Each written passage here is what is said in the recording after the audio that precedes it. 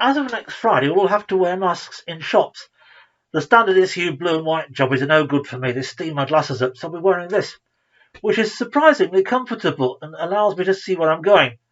I'd rather it didn't have to, but worse things happen to see, such as getting coronavirus, giving coronavirus to someone else, or more vaguely being part of the problem that delays our final emergence into normality.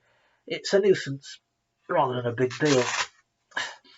Except for some people, it's a very big deal indeed, and I thought we might have a look at why, with the help of someone I had thought of putting on the programme before, but this seems like an opportune moment. Now, as I keep telling you, my name's Richard Bradshaw, but yours isn't. Well, actually, it is. Oh, Lord, there's always one. So what are you, my doppleganger, my dark side? Something like that. Now look, if wearing masks is suddenly so important, why announce it on July 15th, but not make it mandatory until July 24th? Is the virus supposed to refrain from infecting anybody in the meantime? I don't know, it just seems typical of the shambolic way our beloved government has managed this crisis from day one, making it up as they go along. And when you say managed, you are being ironic. Look, they have made some sort of an effort. But not a very impressive one, so if you reckon they've bungled other aspects of the anti-COVID strategy, why should this not be another bungle? Why do you trust them? I don't trust politicians as a class, and I don't see why the crisis had to be dealt with politically, but I do trust the scientists, as not everyone seems to. And they are saying that July the 24th is the day on which mask wearing will suddenly become vitally important. How did they work that out? Well, my understanding is that the scientists have been pressing for more mask wearing for some time, but the government has been very reluctant to make it legal. It preferred to trust people's common sense. Now the pressure has become too great for the Johnson government to resist any longer. Well, I think they should have held out longer still. Look, the worst is passing, right? The rate of infections is declining, except in odd pockets, and they can be controlled. If masks were that important, we should have started wearing them when the infections were at their peak, not now. It feels like the government is giving us back one lot of freedoms and then taking away another one. I wondered when the word freedom was going to come up. Are you one of these you can't take away my rights warriors? Well, I have rights, don't I? I'm a citizen of a free country.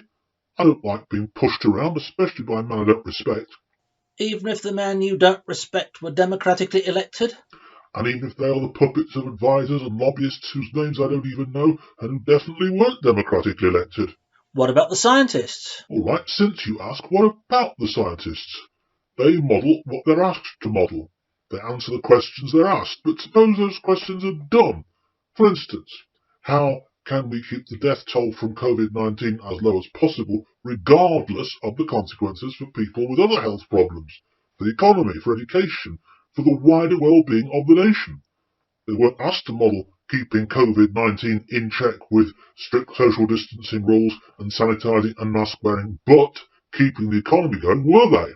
Oh, so you don't mind wearing a mask as a matter of absolute principle? Now look, I'm not like that appalling American we found online who blurted about his God-given right not to be made to wear a piece of garbage over his mouth. Rights without strings aren't God-given, they come with responsibilities. So he's the unacceptable face of individual freedom. Yes, taken to extremes, that sort of person would say, no one tells me not to smoke in restaurants, not to drive as fast as I like on the open road without wearing a seatbelt, or answer calls on my mobile if I'm stuck in traffic. So you accept that the call for individual freedom can be nothing more than sheer selfishness? Yes, it can be, but it isn't necessary, and it matters. There's nothing governments like more than a meek and acquiescent public. You're not going to tell me you like getting pushed around, or that your freedom doesn't matter to you. Can we go back to the scientists? Because I'll tell you what bothers me. We never seem to get told exactly how much risks attaches to what kind of activity. It goes right back to the beginning of all this, doesn't it? When lockdown came in, the rule was stay at home and save lives. Not just keep your distance from people, stay at home. But we live in the country. We could have gone for a walk in the hills and never seen another soul. And how might that have endangered anyone else? And how much more dangerous might it have been to have exercised for 90 minutes outside each day instead of 60? I see we are of one mind on some things. But look, there's another dimension to this. A lot of people got really spooked by the pandemic and all the restrictions that have been imposed, so much that they're still nervous to go anywhere. But if they can find an environment that's clean, that's safe, all regulations visibly complied with, that will help in their readjustment to the new normal. You said you wouldn't use that phrase. Sorry, that's £1 in the charity tin. On the other hand, if they find an environment that's clean, etc., but where you don't have to wear masks, they might feel even happier. The sight of a crowd of people all with their faces covered isn't very comforting. It's alien. You can't read expressions. Until recently, the emphasis was on social distancing, and everyone gets that. Except people who go to illegal raves and anti-racist demos. All right, nearly everyone. But there seems to be one set of rules for shops, where you have to wear masks, and another one for pubs and restaurants, where it wouldn't make sense to.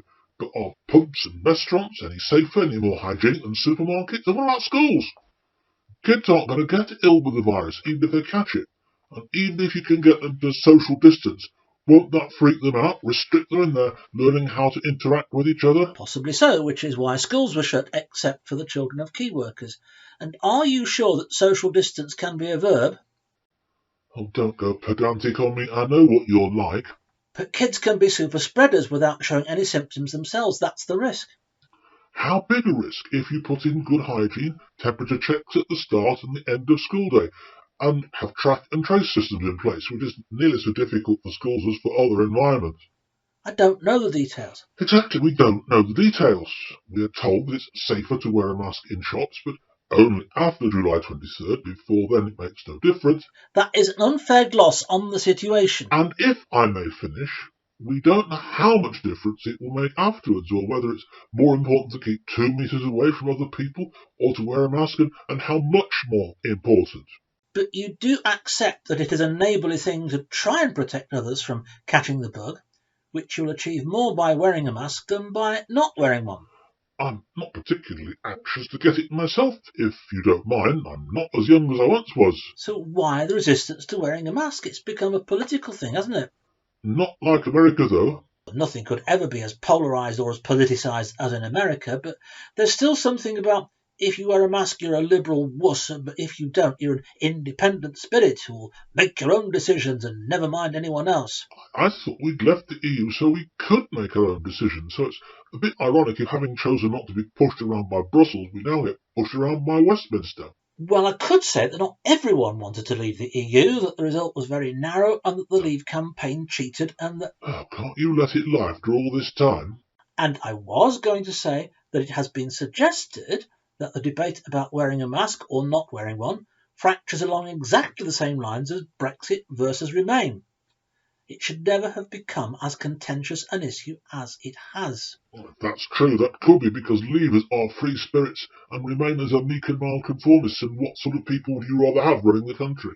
Oh, now come on, this is getting ugly. How did a simple thing like putting on a mask become such a big deal? Because it has a resonance that social distancing, self-isolating, sanitising, etc. don't have. To put on a mask is to disguise yourself, prevent recognition. It makes communication difficult when you can't read someone else's expressions. It's a far greater imposition. So you wouldn't wear one despite the risks? I'd be happy if I knew exactly what the risks were, but this is what you can't find out. And I would quote you that guy we were looking at online the other day who said, "Some things are wrong intrinsically, regardless of consequences. To force someone to cover their face in public on the basis of the greater good has to be one of them. The government, having been embarrassed into a lockdown, is now embarrassing the rest of us by forcing us to muzzle up.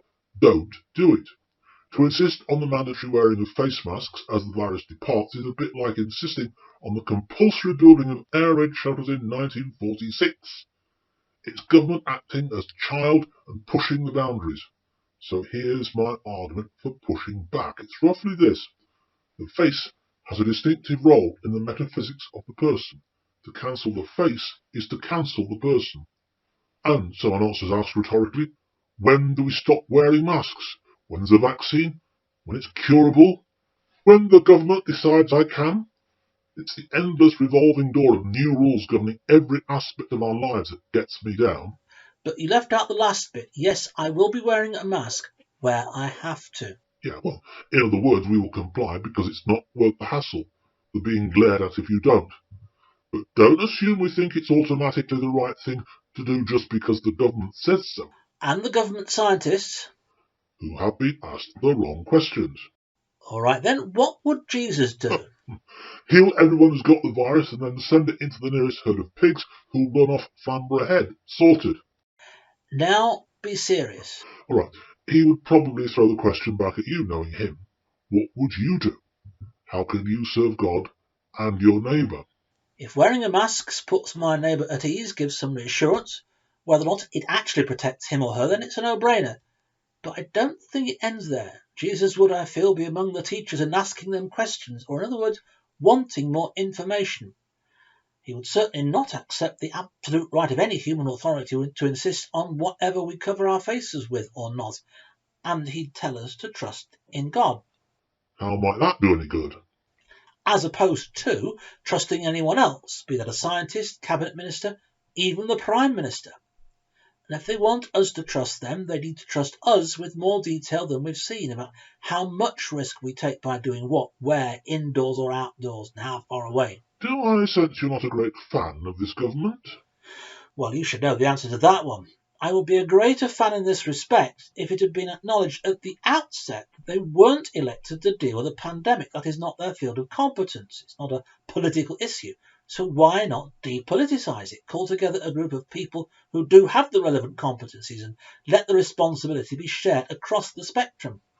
You know what politicians are like. They have to be in control. Here's me thinking we've taken back control. We haven't. The politicians have, or think they have, but they're not going to give us any more. And I think Jesus might have a few things to say about that as well. You mean Christians should be reminding politicians of one to whom they're ultimately accountable? I know it's unlikely, but another way of translating that might be, always ask the cui bono question. Who benefits from that instruction or from being it put that way? Who benefits if detailed information is withheld and we are only given minimal summaries? Put not your trust in princes, you mean? Or in politicians or even scientists if you don't care for the questions they've been asked. But you can't put your trust in just yourself either. No, I never said that. How about let's trust each other? I like that. I need my freedom, but you need to be safe or to feel safe, and you need your freedom too. Let's talk about how that might work out in practice. For once, I completely agree with you. Anyone would think we were twins.